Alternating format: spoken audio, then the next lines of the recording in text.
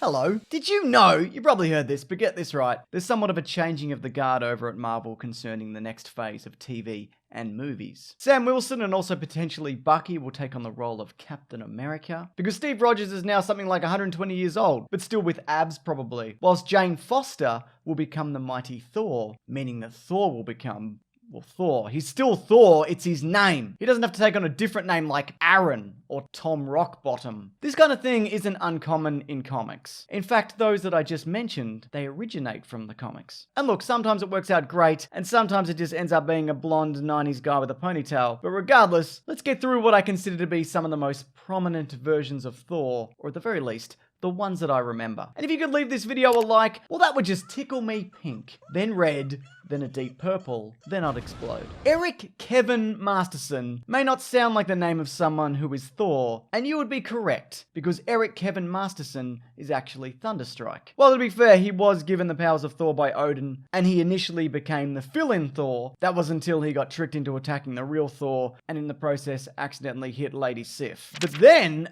after Thor got his hammer back, Odin decided to create a mace for Eric, and that's when he became Thunderstrike. Thunderstrike has pretty much all the powers of Thor, with a few exceptions. For one, his strength is significantly lower, and whilst he can fly by throwing his mace and holding onto the strap, he's much worse at it than Thor. So, you know, at least he's got that going for him. Anyways, he died or whatever, then he came back as a zombie, and then he died again, and now maybe his dumb son has become Thunderstrike. It doesn't matter.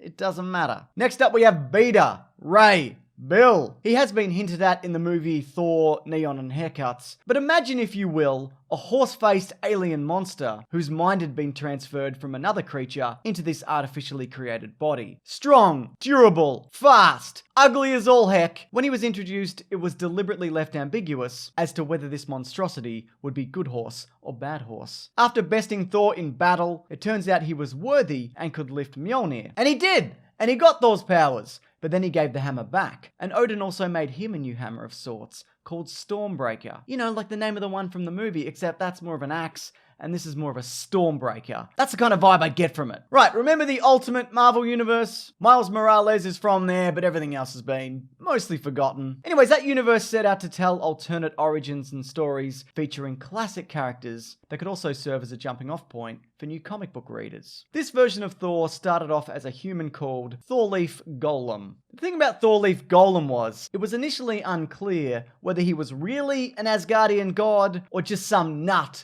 claiming to be. There was contradictory information concerning his true origins, but regardless, he was eventually given a belt made of technology or something that basically gave him all the powers of Thor, including the ability to lift his hammer. But if you took the belt off, well, all of that would go away, and then he was just a regular man, probably crazy, named Thorleif Golem. This ambiguity around his sanity and his real past went on for a bit until, turns out he really was Thor, and he got all his abilities back, meaning he didn't need the belt anymore. But because of this, his pants did fall down more. Probably. Okay, in a video like this is bound to happen. You cannot talk about alternate versions of Thor without Throg. Frog Thor. Now things get a little bit wacky here, so strap in. Excuse me, I said strap in and you haven't strapped in. What I want you to do is walk to your car. I don't know, you can play this on your phone or whatever, or a laptop. Get in, make sure the handbrake's on, and then buckle up. Don't start the engine or drive off. That's dangerous. Just sit there and watch the video. And then send me a picture of you doing this on Twitter. If this video gets 100,000 views, I want 100,000 pictures. Anyway, Throg somehow began his life as Simon Walterson, a promising college athlete who busted his knee, forcing him out of the game. Luckily, he leaned into both charity work and the new love of his life, and things were going so well for him. But then his wife got pregnant and in an accident and died. That's pretty dark for a story about a frog in a tiny Thor outfit, don't you think? So Simon travels the world seeking mystics to allow him to commune with his dead wife, and eventually he finds one, but alas, after speaking with her and getting that closure, he doesn't have the money to pay for this service. So bam! She turns him into a frog! So he moves to Central Park and befriends the other frogs. And they're all like, the name's Simon Walterson, that isn't a very cool name for a frog, so we're gonna call you Puddle Gulp. He's then drawn into a frog war with the rats, and then conveniently and coincidentally for Puddle Gulp, at the same time, the real Thor is turned into a frog, and he also ends up aiding the frogs in their war against the rats. At one point transforming into a thunder frog. Anyways, Tooth Gnasher, who's also a goat, I hope you're keeping up, he taps the hammer with his hoof, causing a sliver of it to break off. Puddle Gulp finds it and lifts the sliver, which transforms into a miniature Mjolnir, and Simon Walterson / Puddle Gulp becomes Throg, the second Frog Thor. As you'd expect, he's got all the powers of Thor, but because he's small and a frog, he's not as strong as a regular Thor. So that's Throg. Jane Foster! That's the reason for me doing this video. So why wouldn't we talk about Jane Foster Thor, also known as the Mighty Thor? Here's how this goes. A while back, Nick Fury whispered something to Thor, which means he lost faith in himself and could no longer perform. Happens to everybody. Don't even stress about it. I mean, not me, others. But then a mysterious woman is like, "This hammer is mine now, I'm Thor!" And it turns out, after much mystery, it's Jane Foster. And although she's diagnosed with breast cancer, in her weakened state, she's still able to transform into a powerful Norse warrior. But here's the twist. One of many twists. When she transforms, all toxins are filtered out of her body, which you'd think would be good because of the cancer. But it's actually bad because it also flushes out her chemotherapy treatment. But she holds on to the mantle of Thor regardless, to the chagrin of some, including Odin, who's like, "Hey, no girls allowed or something." One interesting aspect of the Mighty Thor is the hammer appears to react differently to her in a number of ways. I mean, for one, she can make aerial maneuvers that Thor can't, twisting and turning in the air like a greasy banana in a hurricane. Also, the hammer actually goes out of its way to protect Jane's identity. At one point, it physically transforms into Jane Foster, a replica of her, and has a bloody chat with others, so people are like, well, this new Thor couldn't possibly be Jane Foster, because Jane Foster's right here. I mean, I'd still think that it could be Jane Foster because, in this universe there's still shape-shifting Skrulls, and time travel, and life model decoys,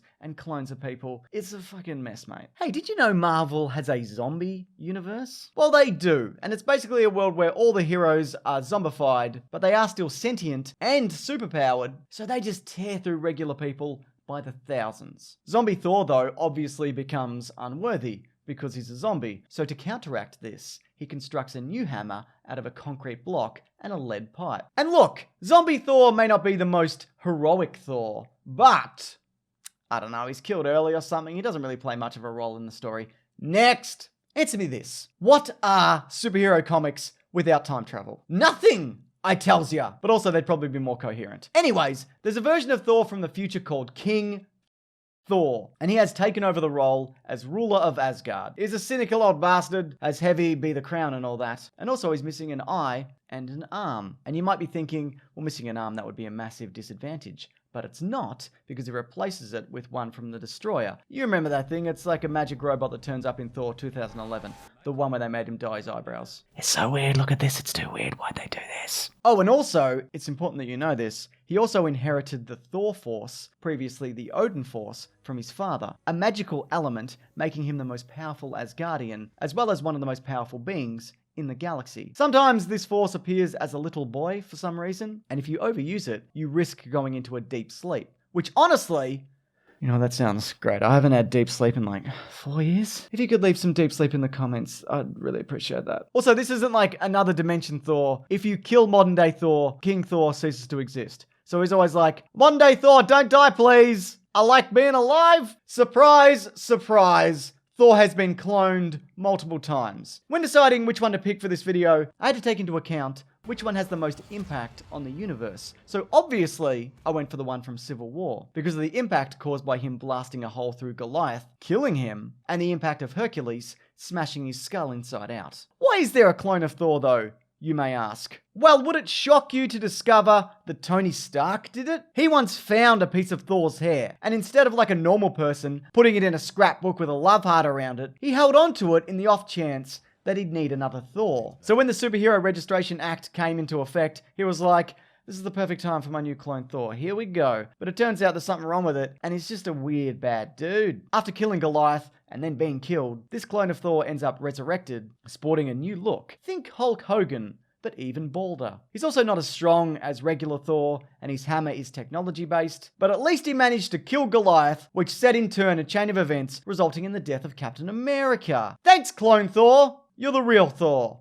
But not really, obviously. Look, I know this video is called Every Version of Thor or something, but there's so many Thors, which means that I've lied in the title of the video. That's my fault! But let me just rattle off some others for you. That one from the Incredible Hulk live-action TV series. Thorian from the DC crossover Amalgam Comics. Thor 2099. The one referenced in Marvel Noir, who is apparently just a crazy man who lives in a castle and attacks passers-by with a regular hammer, which is funnily enough my retirement plan. But look, if we're talking movies, I believe there are enough Thors to make a whole Thor movie with a whole team of alternate Thors. Think Spider-Verse, except Thors, and at least one of them is a frog. You could even include Tom Hiddleston Loki Thor from another dimension or whatever, which is fitting considering he even auditioned originally for the role of Thor. This is footage from that. Is this your favorite Thor? Tell me who your favorite Thor is in the comments, because maybe you'll leave it down there and someone else will be like, oh my god, that's also my favorite Thor. And then you get married to each other. Imagine that. Also, did you know that there's videos here every Sunday, Tuesday, and Thursday? And get this,